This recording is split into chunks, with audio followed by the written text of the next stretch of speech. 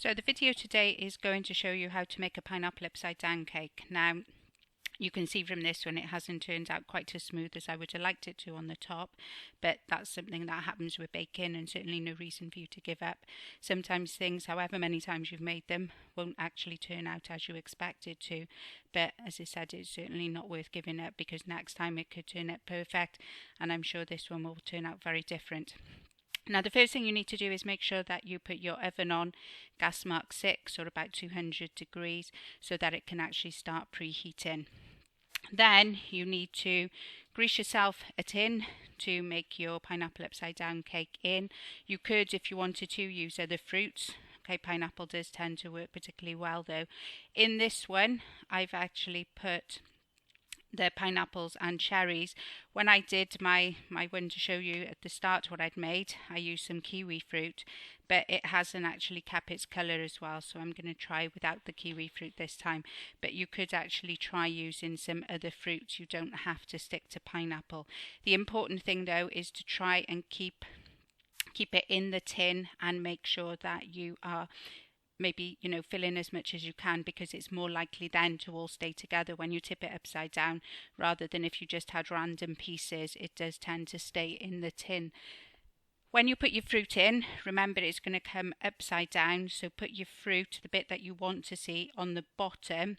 So I'm putting the curved bit on the bottom then, and the cake mixture will go over the top. So into a bowl then, I've got in here caster sugar, self-raising flour and some margarine. Now I'm going to try a 2-egg mixture this time round. So I've got 100 grams of both of those, of all of those, sorry. So 100 grams of margarine, 100 grams of caster sugar and 100 grams of self-raising flour. And that then I'm going to add 2 eggs to, and then mix it all together. So it's really simple. Something that pupils used to do in the past as well was actually do one of these with pear and add some cocoa to the sponge cake mixture to actually make it as a chocolate pear cake. So that may be something that you fancy trying. So once you've mixed your cake mixture into a nice smooth batter, you can actually then pop it on top of your fruit. Now another hint I would actually give you at this stage is make sure that you are putting it around the tin, not just actually dolloping it all in the centre and then spreading it out, because we don't want to, particularly with the cherries, we don't actually want to move them around too much. So it will take a little bit of time, but spread the mixture around so we're not having, as I said, to move it around so much. So once we've scraped all of the mixture out of the bowl, now if you've got a spatula, it does make it easier. If you don't have a spatula at home, you may just want to use a metal spoon to again just get a flatter finish on the top. So as you can see, I've put a lot of the mixture now right around the tin, so I'm not actually moving it too much to get it right to the edges. Okay, so once we've actually got that done, we can pop it into the oven. Now I'm predicting with these size tins that I've got, these are slightly bigger than the ones that we usually use in school. I will measure the tin for you before the end of the video. The 1-egg mixture hasn't actually filled it very much. I'm predicting the 2-egg mixture is going to be a bit too much, but we'll see how it turns out. So when you take your cake out of the oven, now this is done, it's nice and firm, it's not actually wobbly when I touch it.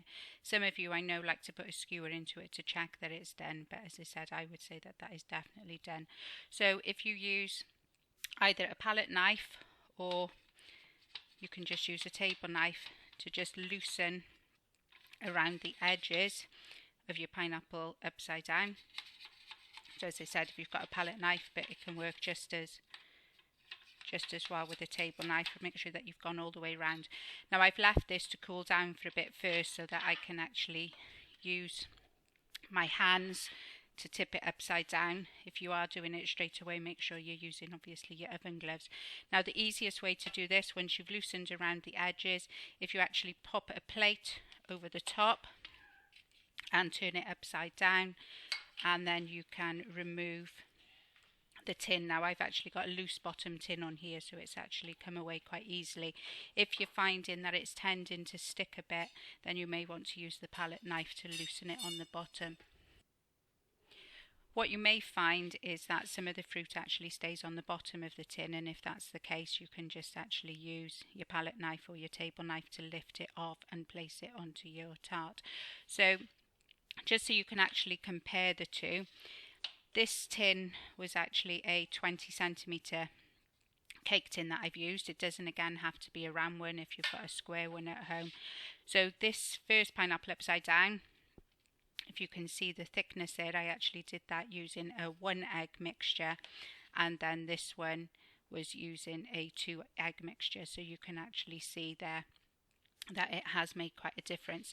What you could do, if you're not sure about how much mixture you need, make up a 2 egg mixture if the tin is around the same size. And if you are filling it up to the top and you don't need all of the mixture, obviously you could use the leftover then just to make a couple of cupcakes. It wouldn't need to go to waste. So hopefully that's something that you will enjoy having a go at, and again hopefully I'll get to see some photos of what you managed to make.